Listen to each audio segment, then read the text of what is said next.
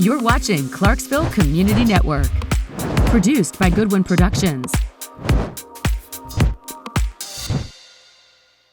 Powered by CDE Lightband.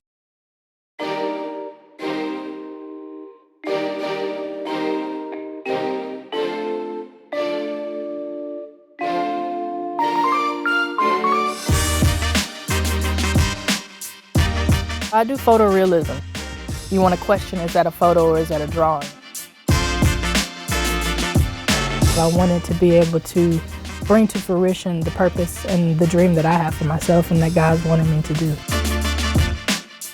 Hi, my name is Henderson. I'm an author and a creative artist.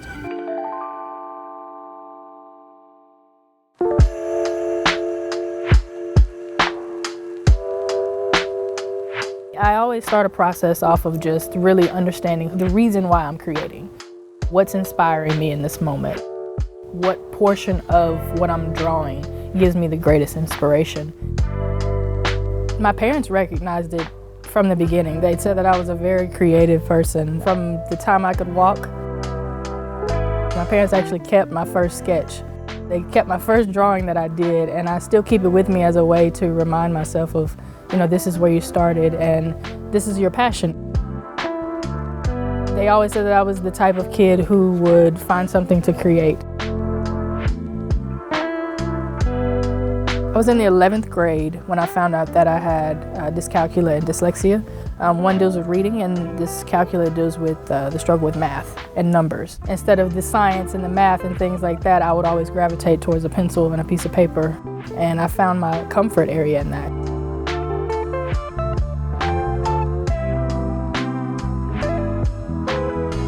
So this is actually my very first portrait that I created.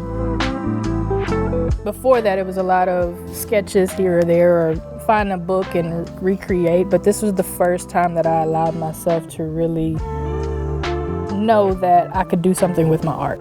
It just not be a hobby, but I can actually make a living, I guess you'd say. I met a lot of people that would say, well, you can't make a career with art, you can't do this, but it's like, no, I wanted to follow my heart. This picture really means a lot to me because it was my way of kind of letting go and just really pushing myself.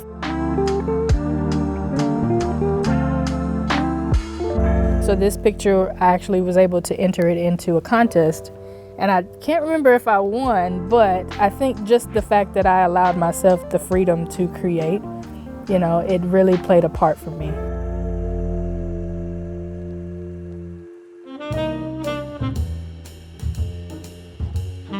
I like to start with the lines, being able to build out the actual faces and the features and the basic structure and the foundation. And then after that, I go in and I block in different sections of the shadows. So the key elements that really bring out what the person is gonna look like their eyes, their nose, the features around her cheekbones and things like that. I chose Clarksville. Honestly, I felt like that's where God wanted me to go. I went to Chattanooga Christian School in Chattanooga, and I knew I wanted to be an artist, and it was kind of a journey of, you get selected by all these different schools, but you realize this is where you need to be. Instead of staying in Chattanooga and being in a place that I knew, I wanted to really push myself out there and try something new, figure it out on my own and learn my own steps. Been here since 2008, and it's been an amazing journey. I've learned a lot about myself. So this one is a favorite of mine. Since everything that I started as far as drawing started with a self-portrait, I figured that it would be awesome to be able to kind of have my art be a time capsule. To be able to take a picture of myself, a snapshot, if you will, using my drawing as a way to really figure out who I am in that moment, who I am in that particular year. This is more of a recent picture. A lot has changed, even my hair has changed. Being able to kind of see the different shifts. In the younger one, I'm a young girl, still discovering who I am, still trying to figure out what life means. But in this one, I'm an adult, I'm grown, I have my own daughter now, and so being able to look back and see the different versions and drawings and illustrations and seeing how my art has shifted also how I've shifted. It's a really big testament of progression and authenticity. Most of the time I do them when I see that there's been a lot of progress. Sometimes it'll be sooner, but I'd say between every 1 to 5 years, I do a different one. It's been really fun. This one I was able to illustrate instead because I decided, I'm like, I do a lot of black and white, why not add some color into it? So this was my way of trying something new. Really pushing myself as an artist and kind of stepping into a different style. And it's been really fun getting to know myself.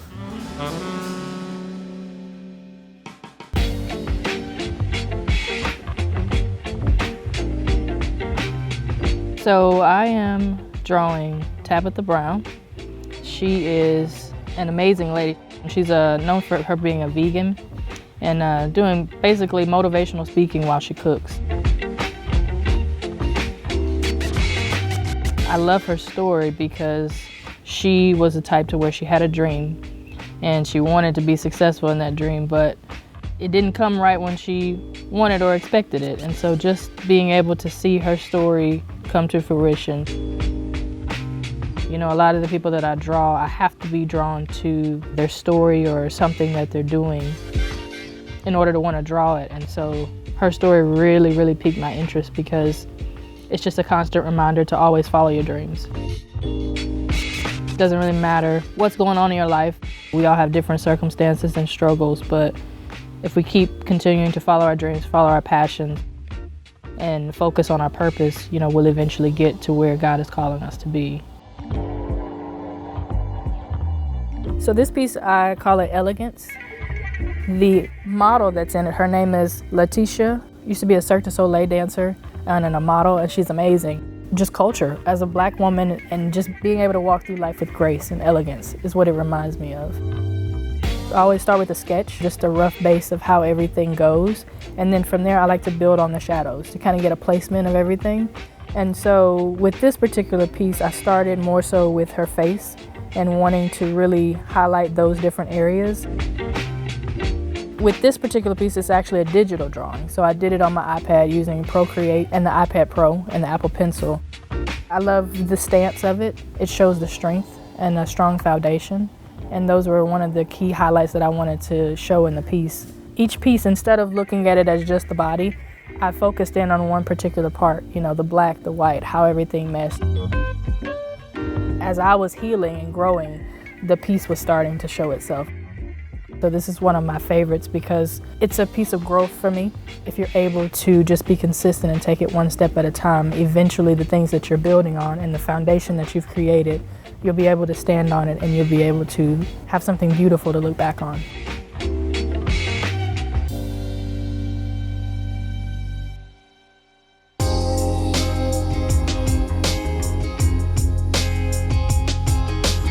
Procreate is one of my favorite apps, like between all the apps that are on my iPad, because I'm able to be as creative as I want to be. I started drawing in Procreate right out of college, so maybe 2013. Kind of started becoming a thing. It was a huge learning curve because it's one thing to be able to draw on paper, but it's a big adjustment to basically drawing on a piece of glass. Once I finally got the hang of it, I realized that it could be a huge asset because the world is so technology driven. I knew that art would eventually go in this direction. So I wanted to teach myself, and not get complacent in my arsenal and my tool set. I wanted to be able to be well versed in any type of art, whether it's digital or traditional. This is Carrie Hilson. She is a singer, songwriter. She's amazing. Really great inspiration.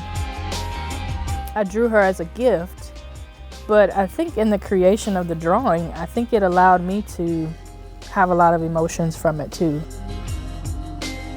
I was going through some things as far as like just figuring out who I was and some insecurities, and I think when I did this drawing, just the confidence that she exudes in this picture, I think that was something that I was wanting to emulate. It helped me through understanding different things that I was going through at the particular time. It's a charcoal drawing. It was a fun piece.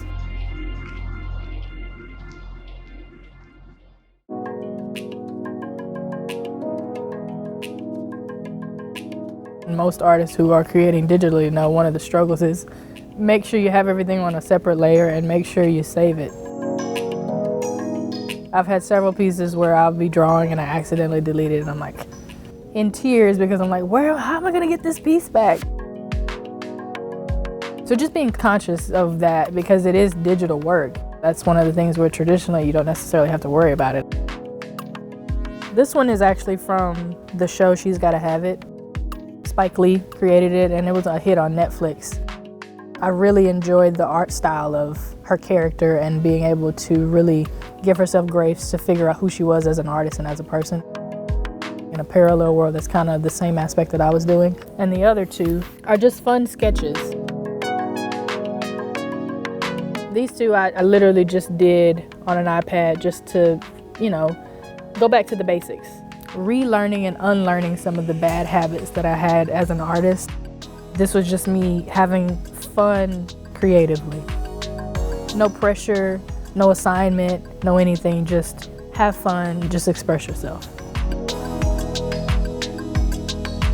I try to block out those in just a basic flat value. And then usually I have this weird pet peeve where I'll go from eyes to nose to eyes to nose and then mouth. So I'll kind of work around the middle of the face because you get a lot of burnout that way if you just keep focusing on one thing. Switching it up to each elements of the face lets me work a little bit longer. Sometimes I do have to step away if I've looked at it for a while or I'm kind of burnt out for about a day or so or a couple hours, and then I'll go back to it. But for me, being able to move from one eye to the next or to the nose or to the mouth lets me be able to stay in the zone a little bit longer. And then once I do the basics of the blocking out of the shadows and the values, then I'll go and really, really focus in on one particular spot. So like right now, my focus is the nose and getting all the nose and building out the value. You're building onto the base structure of the shadows, but then you have the little small details where each shadow meets the other. I don't actually see a nose, I see different shades and values. So I see where this part is dark, where it transitions to light, and I see this part where it goes from light to dark. When you pull out, you have a nose. I had a professor in high school who used to tell me, draw what you see, not what you know, right? Instead of looking at this and knowing that I'm drawing a nose, let me forget that this is a nose. Let me just draw what I see, and what I see is black and white. Putting all those different elements and pieces together, once you zoom out, you have a full picture.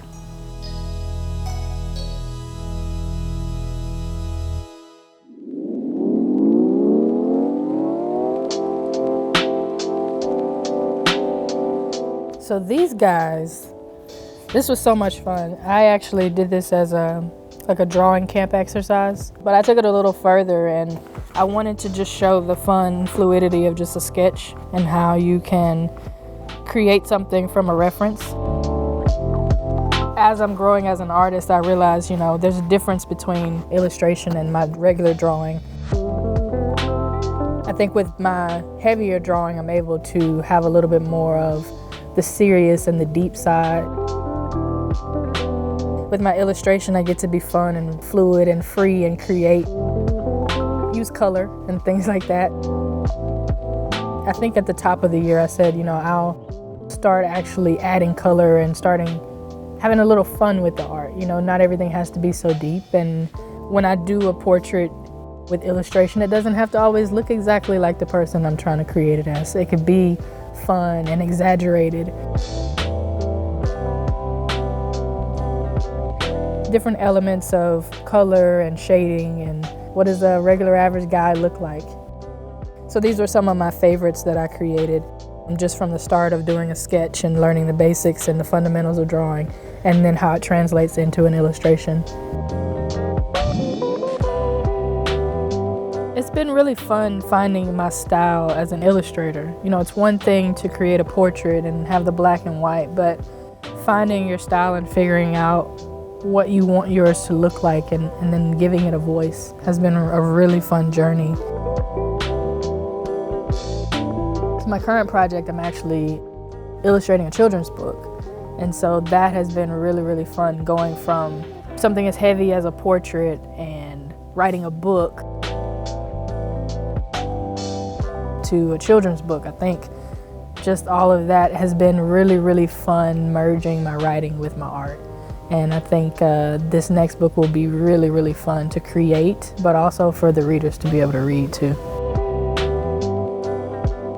When I did my freelance, it was more so about what it is that the customer wants. What is it that I can create for you to help build you up and push your brand? And that was amazing, but obviously it comes with its hiccups. And it's been amazing being able to bring other people's dreams to fruition, but to be able to create the things that God has put into me to share with the world, I think that's when I made a pivotal shift from just freelancing to creating with a purpose.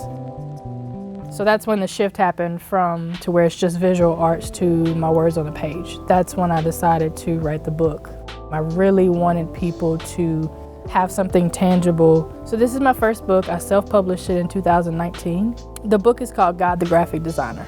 And it's a way for me to pay homage to not only my art, but to him as well. Everybody has the same struggle, and although we may not be able to relate to each one specifically, we can relate to how it makes us feel. And if you can take that feeling and understand, hey, okay, this is how I'm feeling, this is really hard, that's okay. Don't be afraid to ask for help.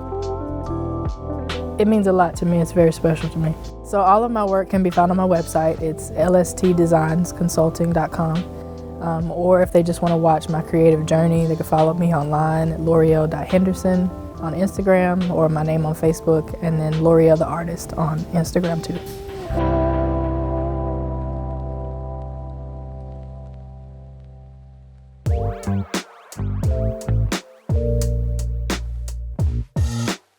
Every artist is going to tell you no piece is ever done. You can always find something to nitpick and go back on. But for me, it's a gut feeling. I know that might not be the typical answer from artists, but I can feel it. If I go back through and I'm looking at all the different pieces and all the black and whites meet and all the shadows are aligned, it just fits. And then I know I'm done, and then I stop. I don't go back. I don't analyze. I just let myself be done and appreciate what I've been able to create just from that moment. There are times where I'll be really, really struggling on a piece, and I'm like, I cannot figure out how to get this piece of hair to do this, or this nostril is just bothering me. And then I have a moment and I'm just like, you know what? Let me not stress it. It'll come. Let me just keep creating, keep making the strokes, keep pushing yourself. Get over the thought process. Don't think too much. And then when you do, you'll have that aha moment. I've had moments where I'll literally stop a piece and I'll just start screaming out loud. I was like, I got it. This is the part. You just know. You can feel it.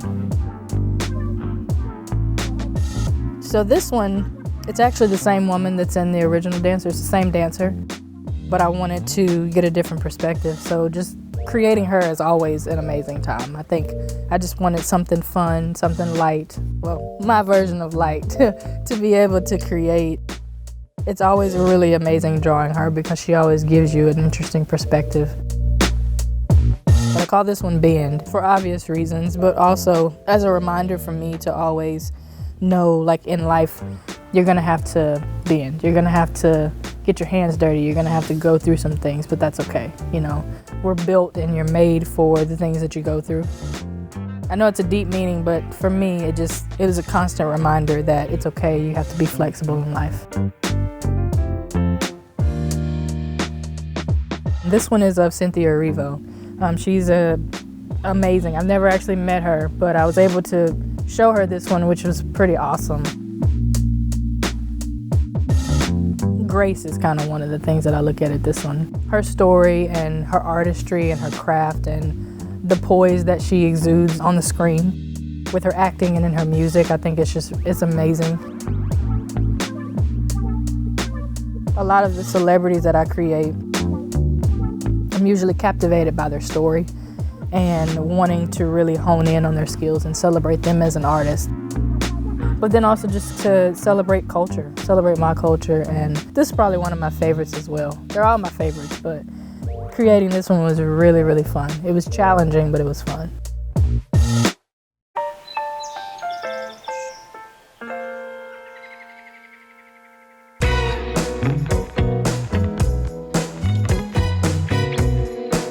like referencing this one because this was a fist when I was 12 versus the fist that I have now, you know. Being able to see the difference is pretty awesome. This sketchbook means the most to me because I think this is when I could see the shift in my skills. I could actually see that I'm actually making good art, you know, in a sketchbook. This one is actually one of my favorites. This is when I really realized I really enjoy figure drawing. It's one of my mom's favorites. She loves this drawing. It doesn't matter, I could draw the queen or the president and she was like, this one's my favorite. It's a journey. You're figuring it out. I'll be 32 this year. Every year I learn something new about myself. I think this year I'm really focusing on giving myself permission to evolve, really learn all the depths of who I am, you know, and giving myself grace to understand that I can make a mistake. A lot of people probably share the same viewpoint of you know, you always strive for perfection. You have a certain level for yourself, but I think giving myself grace to know that it's okay to embrace the imperfections of trying to be perfect.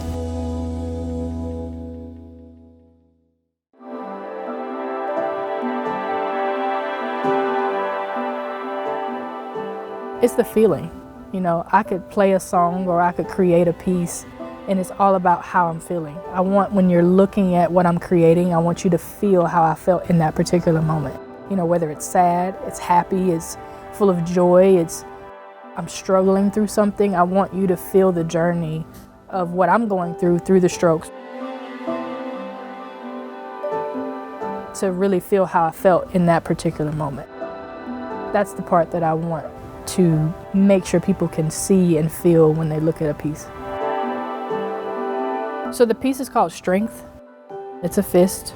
It was an observation we did in college. And it means a lot to me because it was during the time I lost 2 uncles at the same time. Family is a huge key point for me, but I think with that particular piece, I was able to really put a lot of my emotions in that. And that was one of my pieces where I realized that my art has healing powers. It has the power to allow me to express myself in whatever capacity they may look like. The other piece that was really a process for me as well was when I lost my grandfather. His name is George Maffitt. He was such an amazing man. He had a heart of gold. He was military, he's a retired sergeant major, and just an amazing person, you know, and I'm grateful to have been able to get a wealth of knowledge from him before he passed. And, sorry, try not to cry. Just give me 1 second.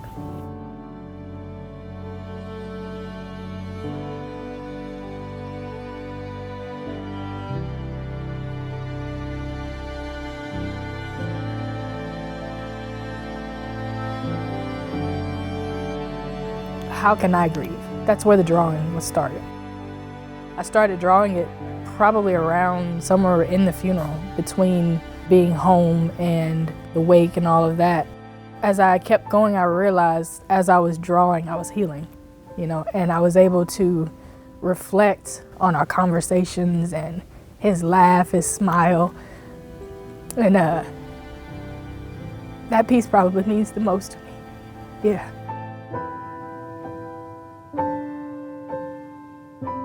I think that's why I enjoy portraiture so much, because the people that you're drawing, that moment, that expression, that second that shot is taking, you get a snapshot of that person's life. You get a moment into their soul, who they are. Each person has a story. You know, what can I take from this person in this moment and put it into my life? I love that because I'm able to highlight those key elements, you know, even if it's just a partial drawing and it's just a smile or something in the way that they do and with their eyes or how they look. I think that's why I like photorealism so much, because you're literally able to emulate that emotion, that exact moment, because you never know how pivotal that moment was for them. With my grandfather, the drawing that I did, It's a beautiful drawing because in that moment I'm recreating a snapshot of a memory of him holding my daughter.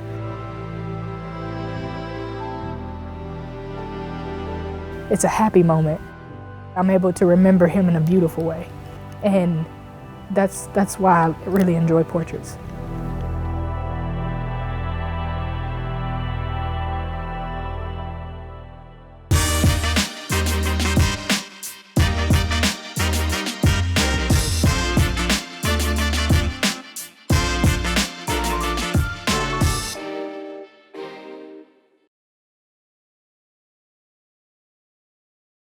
For current and exclusive content, subscribe to CDE Lightband, connecting you at the speed of light.